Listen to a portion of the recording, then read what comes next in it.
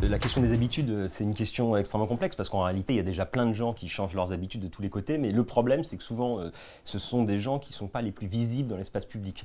Alors pourquoi est-ce qu'on ne change pas nos habitudes? Pour le dire très rapidement, moi j'ai l'impression qu'il y a un facteur majeur, c'est que contrairement à ce que disent les médias, beaucoup de politiques, en réalité, il y a beaucoup d'intérêts économiques qui n'ont qui ne veulent pas du tout changer. C'est ce qu'on appelle le greenwashing, c'est-à-dire qu'il y a une apparence de changement dans toutes les institutions. Aujourd'hui, le groupe Total se présente comme le principal acteur de la transition énergétique, mais en fait pense la transition énergétique selon le modèle antérieur, selon les mêmes logiques économiques et capitalistes qu'auparavant. Et donc on est dans un moment d'ambivalence et d'incertitude parce qu'on est à la fois travaillé par des injonctions à changer et en même temps toute une série d'institutions, d'acteurs qui n'ont aucun intérêt, notamment aucun intérêt économique à ce que les choses changent réellement. Donc on se retrouve dans cette situation ambivalente où il y a une sorte de reconnaissance du problème du changement climatique qui a jamais été aussi massif, mais la question de savoir qu'est-ce qu'on fait de cette reconnaissance. Et donc soit, donc ce que vous appelez changer aussi, ça veut dire qu'est-ce que ça veut dire changer? Est-ce que changer, ça veut dire passer au tout électrique par exemple, ou est-ce que changer, ça veut dire réduire nos consommations d'énergie? Le problème, c'est que les intérêts dominants ont comme unique politique de nous faire passer d'un mode d'énergie à l'autre par exemple. Or, ce qu'il faut, c'est pas passer d'un mode d'énergie à l'autre, parce que ce nouveau mode énergétique va poser plein de problèmes environnementaux, qu'on appelle ça les effets rebonds, qui sont visibles à tous les niveaux. Ce qu'il faut, c'est diminuer nos consommations énergétiques. Et les politiques publiques devraient orienter vers cet objectif avant tout. Et le paradoxe, par exemple, aujourd'hui, c'est qu'on doit changer. Mais changer pour faire quoi? Par exemple, on doit à la fois changer nos habitudes de vie, par exemple, pour se convertir au numérique, et en même temps changer nos habitudes de vie pour se convertir à la transition écologique. Le problème, c'est que ces deux changements, ils sont contradictoires. C'est-à-dire adopter le monde numérique tel qu'il est présenté dans l'espace public de façon dominante, ça veut dire accroître nos consommations d'énergie, accroître nos déchets, accroître les problèmes environnementaux. Et le numérique est par ailleurs présenté comme la solution à la crise écologique. Donc vous voyez que c'est pas juste une mauvaise volonté individuelle si les gens ne changent pas, c'est que nous sommes tous plongés dans des injonctions contradictoires qui nous paralysent dans l'action. Et c'est là qu'il y a un rôle peut-être pour les politiques, c'est ce nœud-là qu'ils doivent essayer de dénouer entre des intérêts privés qui font tout pour que rien ne change dans la réalité, un désir de changement de nombreux acteurs mais qui n'ont pas les outils, les moyens véritablement pour changer comme ils le voudraient. C'est foutu depuis un certain temps, voire même depuis toujours, depuis, je pense, le démarrage de la civilisation thermo-industrielle.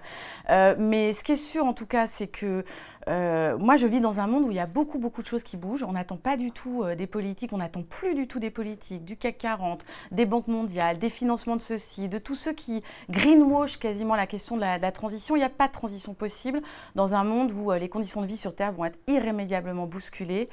Tout a été stable pendant 10 000 ans. On a pu se développer, partir de nos grottes du néolithique, aller sur la Lune. Maintenant, tout ça va être bouleversé. Donc, nos sociétés humaines, je ne suis pas sûre qu'elles soient tout à fait prêtes à encaisser ça. Alors, qu'est-ce qu'on fait? On utilise la citation de Goethe. Quoi que vous croyiez, quoi que vous fassiez, faites-le. L'action porte en elle magie, grâce et pouvoir. C'est magique de faire, c'est gracieux, surtout quand c'est le futur qui nous attend. Et puis surtout, ça nous réencapacite, ça nous désencastre, désincruste de ces politiques inertes où on sait très bien qui elles servent. Donc en fait, en gros, on a le power, on est debout, on mourra debout. Ça fait un moment, je me souviens, depuis 2003, beaucoup de gens tirent la sonnette d'alarme et il ne se passe rien ou presque rien. Et là, la crise du Covid nous a mis face, à la crise avec un grand C. On voit tous qu'il faudrait changer des choses, mais on ne sait pas trop comment s'y prendre. Est-ce que ça a un sens de changer les choses au niveau individuel? Est-ce qu'il faut s'en remettre au collectif? Voilà, est-ce que changer des petites choses dans notre quotidien, c'est utile ou pas? Bref, je suis sûre que chacun et chacune d'entre vous vous posez ces questions qui sont absolument passionnantes. Et voilà, donc maintenant j'ai assez parlé parce qu'il faut surtout qu'on les laisse parler, tous les trois qui sont là. Donc je vais vous présenter Roland Gori, qui est psychanalyste, qui a écrit des bouquins, je ne les ai pas encore lus, mais les titres sont absolument formidables. Logique des passions, en 2006, chez Flammarion. L'appel des appels, en 2009, avec Barbara Cassin, pour une insurrection des consciences, chez Fayard. Faut-il renoncer à la liberté pour être heureux, en 2014, au lien qui libère.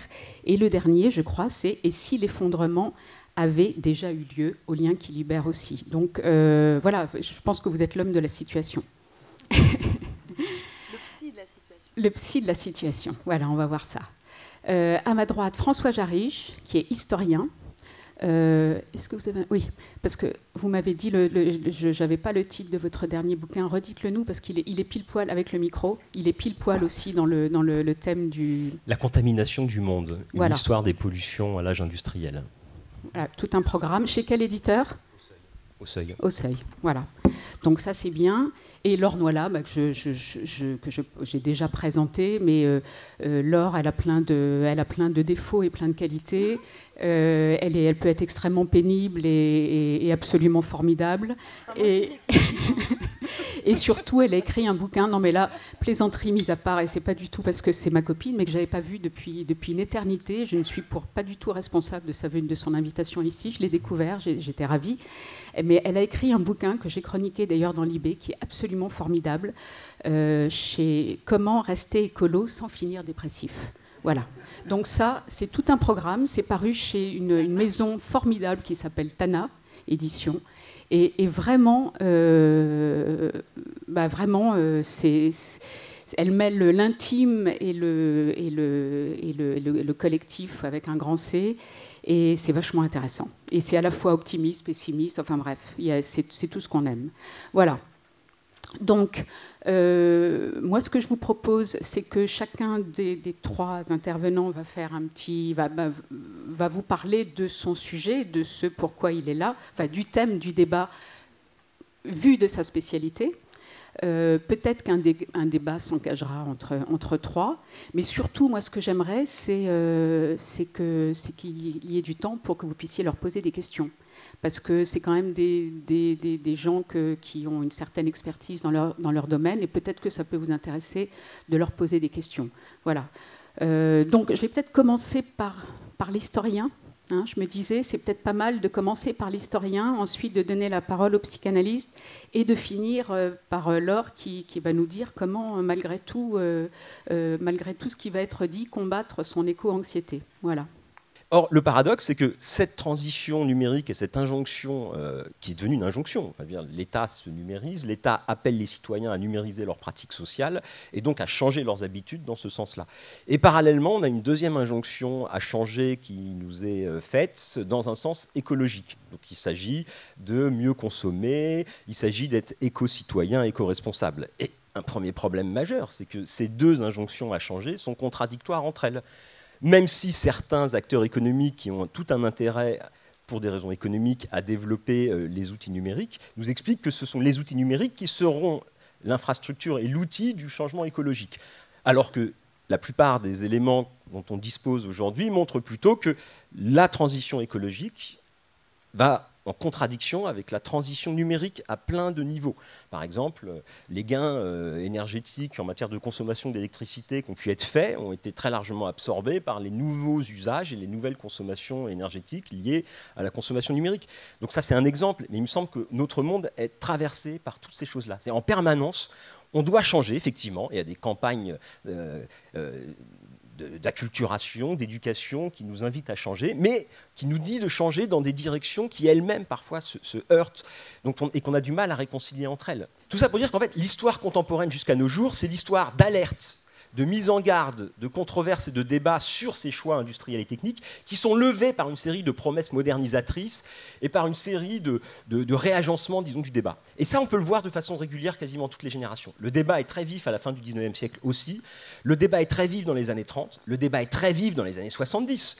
Il faut se rappeler à quel point la question écologique était déjà omniprésente. Les rapports du Club de Rome, les premiers débats sur la décroissance, la question... Il y avait des manifs de jeunes aux États-Unis devant les salons de l'auto pour lutter contre la pollution automobile. Et quand vous lisez les journaux de l'industrie automobile dans les années 70, ils vous expliquent qu'en 2000, il n'y aura plus de pollution automobile parce qu'on aura tellement amélioré les processus techniques qu'il n'y aura plus de pollution qui sort parce qu'on mettra en place des filtres, parce qu'on améliorera la motorisation avec un rendement énergétique extraordinaire, etc. Qu'est-ce qui s'est passé ? Les années 80-90 ont été un moment de refermeture de ce débat et de ces alertes. Et on a cru que grâce au numérique immatériel et à la mondialisation, on allait résoudre ces problèmes et ces injonctions à changer qui étaient déjà présentes dans les années 70. Et à quoi on assiste aujourd'hui ? aujourd'hui dans notre monde, au fait, au retour d'une nouvelle forme, d'une nouvelle génération d'alertes, de mise en garde et d'injonctions à changer, qui sont évidemment différentes des précédentes, puisque chaque époque est à la fois, il y a à la fois des héritages, des points communs, et en même temps des différences complètement irréductibles à chaque fois. Et donc aujourd'hui, on est dans ce moment où on nous dit un peu la même chose. Et qu'est-ce qui se passe? Il y a les mêmes réponses qu'avant. Réponse technologique, vous inquiétez pas, on va développer la ingénierie, on va améliorer l'efficacité technique des processus, mise en avant de soi-disant substituts au charbon et au pétrole via des sources d'énergie présentées comme nouvelles, alors qu'elles ont rien de nouvelle, l'hydrogène, l'électricité. L'électricité, c'est rien de plus qu'un convertisseur, il faut des choses pour le produire derrière. Et donc, ce que je vois, moi, paradoxalement, c'est la mise en place de toute une série de forces, de discours, d'imaginaires collectifs aujourd'hui qui se mettent en place pour précisément qu'on ne change pas, parce que changer, ça impliquerait une remise en cause fondamentale des structures économiques, ça remettrait en cause fondamentale la position qu'un certain nombre d'acteurs qui ont un pouvoir très important dans le monde d'aujourd'hui ont. Donc, en fait, il y a plein de gens qui ne veulent pas que ça change, malgré ce qu'ils peuvent dire par ailleurs. Et bon, voilà. Alors, pourquoi est-ce qu'il est difficile de changer nos habitudes? Déjà, d'un point de vue, je dirais, alors psychologique pour le coup, c'est que nous sommes toujours attachés à ce que nous faisons. Ça nous donne une cohérence, ça nous donne un sens. Et cette habitude, d'une certaine manière, devient un des cadres de pensée, une disposition à agir et à penser d'une certaine façon. Nous sommes toujours éclairés par les lumières des astres morts du 19e siècle. Là, je rejoins l'historien avec une petite nuance, c'est-à-dire que, si vous voulez, on a cru, avec la deuxième révolution industrielle et aussi un certain nombre de penseurs comme Herbert Spencer, etc., on a cru que la production, le productivisme amènerait le bonheur, que le développement des techniques et des sciences amènerait le bonheur. On a cru également qu'il y avait une espèce d'évolution naturelle de l'humanité. Chaque fois qu'on vous parle d'évolution naturelle, vous pouvez être sûr que c'est pour légitimer des inégalités sociales. C'est un autre problème. Donc, vous voyez, on a un adage qui est le suivant, c'est l'adage qui était en 1933 celui de l'exposition universelle à Chicago, c'est la science trouve, l'industrie applique et l'homme s'adapte. Alors ceci pour vous dire quoi? Pour vous dire qu'en quelque sorte, le problème, ce n'est pas l'écologie. Le problème, il n'est pas écologique. Je le fais exprès pour vous provoquer, bien sûr. Le problème, il est anthropologique. C'est-à-dire que l'état de la planète n'est que le reflet de l'état de nos relations sociales et de nos capacités à penser. C'est-à-dire, si vous voulez, l'effondrement, il a déjà eu lieu dans la manière où tout ce qui est mis en place en termes d'institutions sociales, d'éducation, de soins, de recherche, etc., tout cela, d'une certaine manière, va faire l'éloge de la concurrence, de la compétition, le classement de Shanghai, n'est-ce pas, la productivité. Moi, j'ai été directeur de laboratoire, je peux vous dire ce qui compte, c'est le nombre de publications dans des revues à fort impact factor. Ce qui compte, c'est, en termes des médias, une logique d'audimat, c'est-à-dire d'avoir le maximum d'auditeurs, de lecteurs, etc. Donc, c'est-à-dire qu'on considère que la qualité est une propriété émergente de la quantité.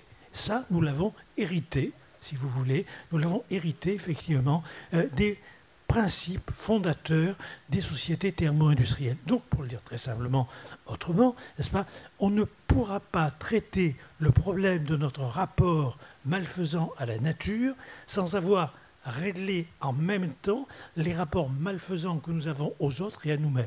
Les émotions basses, colère, impuissance, grande peine pour le monde et peur, parce que ce qui arrive, moi, me fait pas peur, j'ai pas d'enfants pour mes enfants, mais me fait peur pour pour mon appartenance à l'espèce humaine. Ça me fait peur d'imaginer, j'aurais jamais pensé que je vivrais une époque où on pourrait parler de la fin de l'espèce humaine sur la planète, que des conditions de vie sur Terre qui sont stables depuis 10 000 ans sont en train de basculer. Elles nous ont permis de sortir des grottes du Paléolithique, du Néolithique pour aller sur la Lune, ou aller sur bientôt Mars. Et on se retrouve là à deviser sur une zone inhabitable. Quand tu parles de crise, Alexandra, je déteste le mot de crise quand on parle du climat, parce que ça voudrait dire qu'on va en sortir. En fait, c'est un aller simple là qu'on est en train de vivre pour un monde totalement inconnu dont on sait qu'il va ressembler peu ou prou à une fournaise. Je vous avais dit qu'elle pouvait être pénible. Hein. Ouais, mais ça les fait marrer quand même. Et cette allée simple, il n'y a pas d'aller-retour, on ne va pas revenir, il n'y aura pas de résilience possible, revenir à l'état d'origine, ou alors cette résilience, ce retour à l'état d'origine est pour dans quelques siècles, puisqu'il y a une inertie climatique phénoménale, et si dès demain on mettait tout à zéro les compteurs d'émissions de CO2, on aurait cette inertie climatique. Donc tout ça, on le sait. Une fois qu'on l'intègre et qu'on essaye de mettre sa vie alignée avec ça, et non pas de vivre que sa vie propre, mais essayer dans chaque interstice d'action d'agir, là déjà vous êtes au mieux avec vous. Et moi j'ai appris très récemment que je ne pouvais pas changer le monde, que mon action propre ne changerait pas le monde, que mon travail d'alerte n'aurait rien... J'ai eu un choc quand j'ai compris qu'en fait en 20 ans rien ne changerait et que probablement pour X raisons compliquées, ça serait... Enfin, on était engagé dans un aller simple, voilà, tout simplement. Et du coup, et donc, il y a la zone de l'acceptation. Et comment tu fais pour pas sombrer totalement quand tu prends conscience de ça? Le meilleur anxiolytique, bon, c'est le vin nature, ça, je vous le cache pas. Mais c'est également, tout simplement, l'action. Goethe aurait dit une phrase, mais franchement, j'arrive pas à la sourcer, mais je la trouve tellement belle. Quoi que vous croyiez et quoi que vous fassiez, faites-le. L'action porte en elle magie, grâce et pouvoir. Ce que je voulais souligner, c'est que le discours de la prise de conscience est extrêmement problématique parce qu'il tend à simplifier la situation et ça ne nous aide pas à avancer. Il y en a des prises de conscience, il y en a déjà eu des tas. Dire qu'on a plus conscience aujourd'hui qu'avant, je ne sais pas. Il y a une armature scientifique, il y a des rapports scientifiques à répétition, il y a une reconnaissance, et il y a des catastrophes. Mais les catastrophes, il y en a, ça fait longtemps qu'il y en a. Ce qui est nouveau, c'est le changement climatique et le changement d'échelle. Effectivement, ça c'est vraiment la nouveauté. C'est-à-dire que la planète Terre... En fait, historiquement, la question des nuisances, des dégradations environnementales de l'industrialisation a été gérée par leur délocalisation dans l'espace. Moi, quand j'ai rencontré des gens qui étaient persuadés, par exemple, que notre système économique avait été dépollué. Regardez, les villes, il n'y a plus de cheminées qui fument, il n'y a plus de machines à vapeur, il n'y a plus de pollution. À Londres, en 1852, lorsqu'il y a eu le grand smog qui a fait 3000 morts à Londres en 1852, à cause de la relance économique qui fait qu'on a cramé énormément de charbon dégueulasse dans un temps très restreint, on a interdit ensuite le charbon, sa consommation dans les villes, et donc on a cru qu'on avait dépollué la ville. Non, on n'a pas dépollué la ville, on a délocalisé nos pollutions. Et historiquement, c'est ce qui s'est passé dans la deuxième moitié du XXe siècle.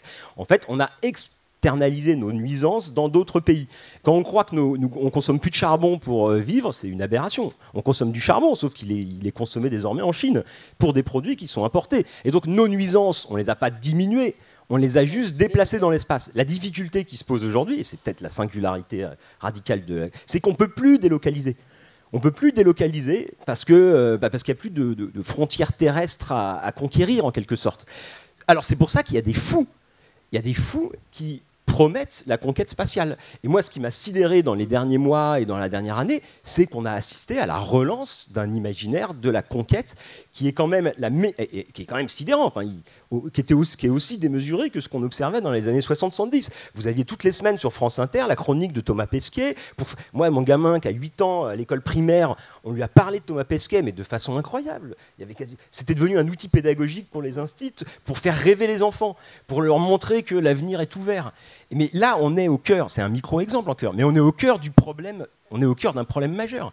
C'est-à-dire ce technosolutionnisme qui nous empêche d'agir en pensant qu'on arrivera à trouver la solution miraculeuse, et cette espèce d'obsession, c'est ce que tu disais sur, je ne sais plus comment tu as appelé ça, les lumières des astres morts du 19e siècle. Le problème, c'est que ces astres morts du 19e siècle ne cessent d'être relancés.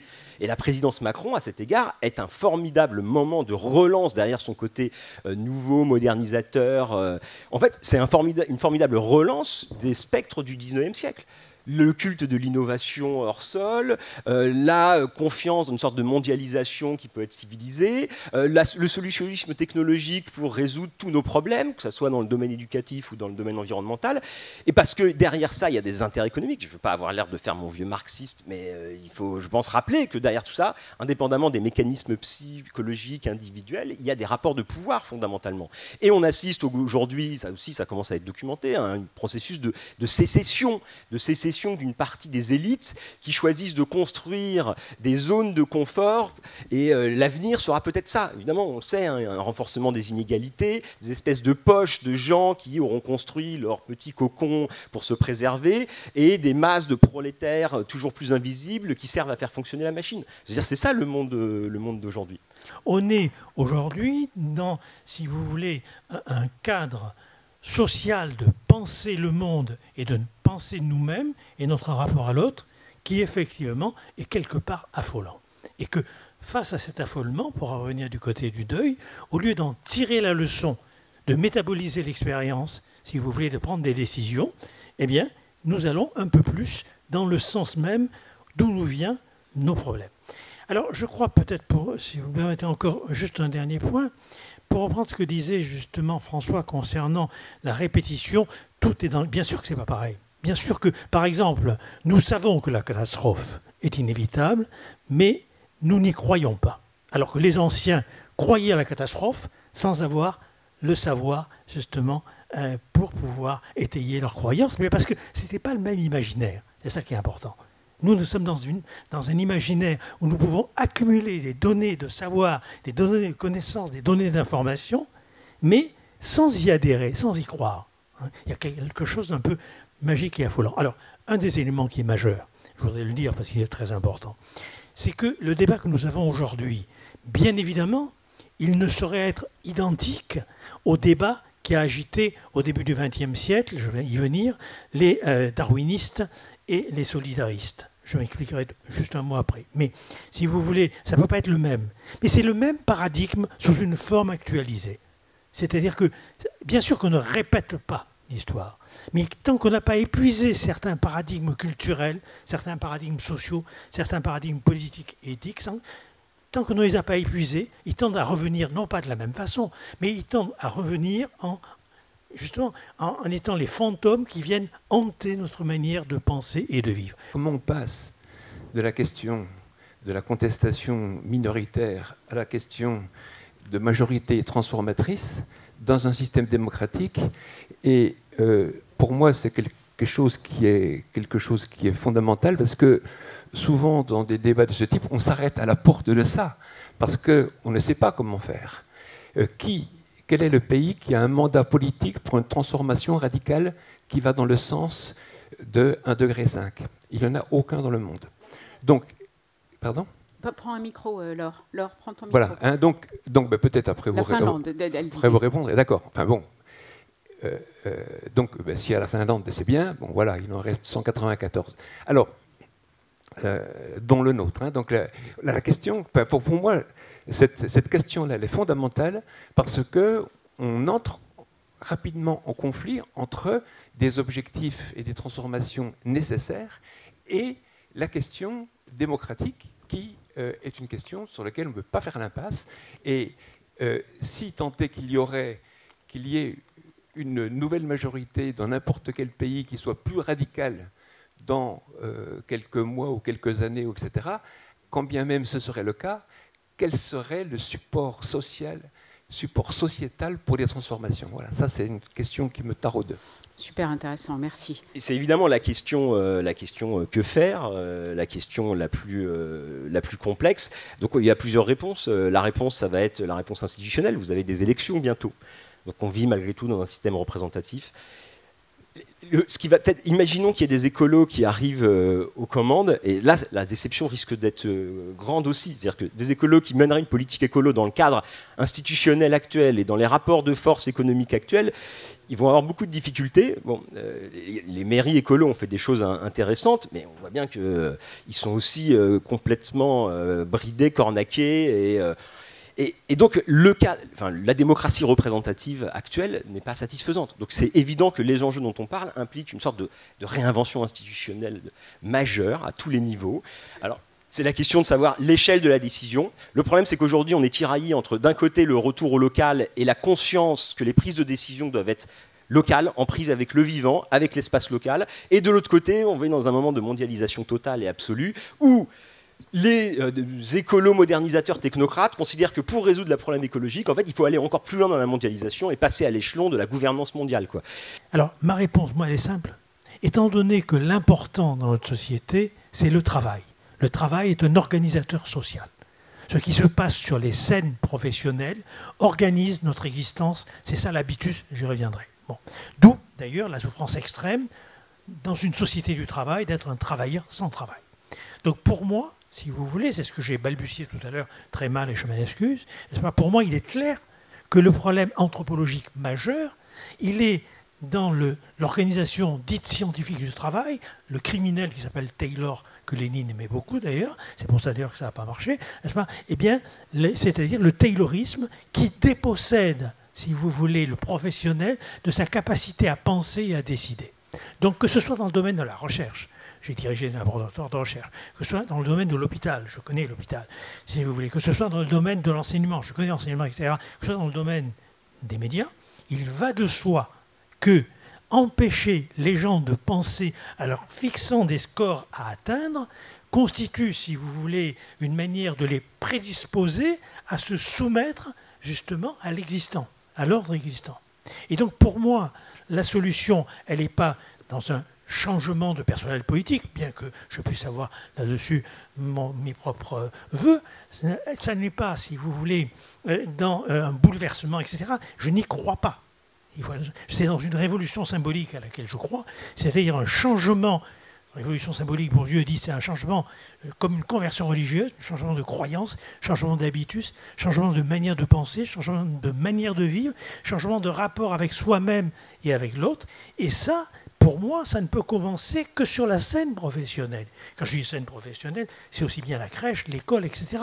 C'est là où ça commence. Comment voulez-vous, n'est-ce pas, dire, n'est-ce pas, aux enfants, transmettre, si vous voulez, des éléments qui prennent soin de l'humain, qui prennent soin de l'animal, qui prennent soin du végétal, de la nature, etc., alors que tout est fait dans un éloge de la force, de la rapidité, de la brutalité. C'est pas possible. Moi, ce que je voulais vous dire, c'est que si vous n'aviez rien de prévu ce soir, faites quelque chose qui vous fait du bien. Parce que là, quand même, ce qu'on vient d'encaisser en 1h30, 2 heures, c'est quand même violent, c'est dur, c'est malheureusement la réalité, donc c'est bien. C'est bien qu'on les ait entendus sur la nécessité de faire notre deuil. On doit tous faire notre deuil de la vie d'avant. On doit construire une nouvelle vie. Mais là, le problème, c'est qu'il y a du taf. Voilà. Et voilà. Mais faites-vous du bien parce que demain, vous vous mettrez au boulot. Et ce soir, faites-vous du bien. Merci beaucoup. Et surtout, merci à nos 3 intervenants qui ont été absolument formidables. Achetez leurs bouquins parce que je pense que leurs bouquins doivent être vraiment intéressants. Si vous voulez, je ne vois pas comment nous pourrions changer notre rapport à la nature sans modifier le rapport que nous entretenons avec nous-mêmes et avec les autres.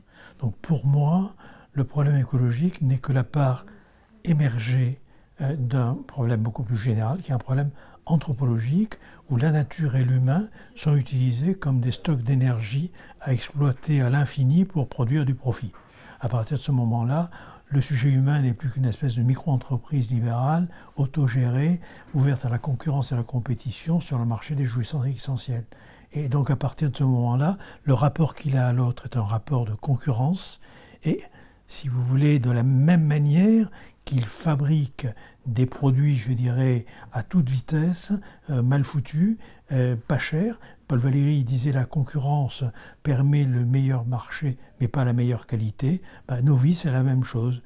Nous les fabriquons au meilleur marché, mais pas à la meilleure qualité. Donc si nous voulons régler le problème écologique, il est indissociable des luttes sociales, il est indissociable d'une nouvelle philosophie politique.